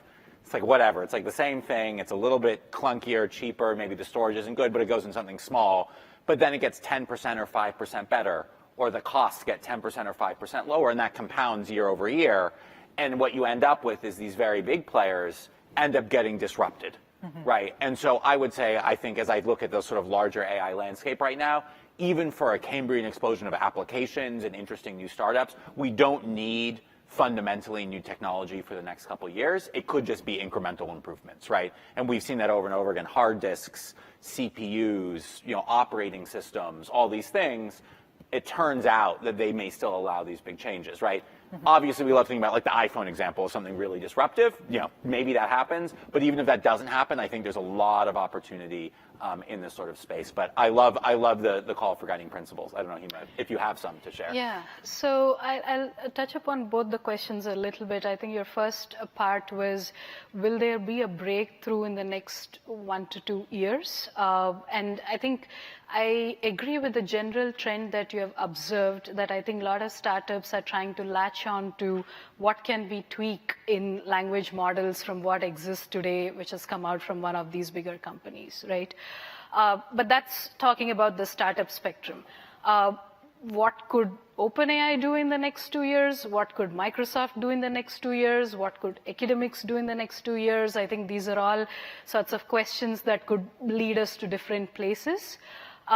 So again, I think it also depends on what we call breakthrough, but I can broadly agree with the sentiment that I think given that something, a shiny new toy has been put out there for everybody to consume, now people are just trying to poke around and see how I can use this. Is this a good thing? Is this a bad thing? Is this helping me? Is it hurting me? So I think everybody's mental bandwidth is sort of going into that direction of figuring out how to grapple with this, right? So I think your assumption might be reasonable that, maybe people will fiddle around with it for the next year or two and really figure out how they can sort of benefit from it, they and their companies. So I can roughly see that that might be a reasonable assumption to make, right? I'm not super good at making predictions for the future, so I'll refrain from doing that because I think truly none of us really know what's going to happen in the future. That's the truth. That's what I believe in. So now coming to the second part of your questions regarding the guiding principles, I think even when we talk about regulations or regulators, so they are also in conversation with AI researchers, machine learning researchers, when trying to grapple the question of how to regulate, right? So for example, I and some of my co-authors, this should be out as a preprint very soon, are writing an article saying enforcing right to explanation in practice. So what are the gaps between current regulatory documents and the AI machinery and the frameworks, right? And enforcing transparency in LLMs. What is our ideal goal in terms of what exists in print in things like GDPR and CCPA versus what is available in terms of tooling as of today. So we are about to put out these, but we are also, I'm part of a working group that sort of talks to NIST and some of the other regulatory organizations and policy makers. So I think definitely regulators themselves are aware that this is a new territory for them. So anything they're doing is already in collaboration with and in sort of conversation with other folks who are working on these tools. So I agree that synergy is, I think, important, and more people should be working on thinking about these guiding principles and communicating with regulators. Great. So we're at time. So I know we could keep going for a long time with questions. I know I could certainly ask a lot of questions that would take the next few hours and if not days, but just want to say thank you, Hima and Rem, for sharing your knowledge with us. It was great. Thank you. Great to have these insights as we think about this in terms of our organizations and ourselves. So for the audience here, we do have a half-hour break till our next session that starts at 4 o'clock. So if you're joining us live in person, we have some snacks and coffee out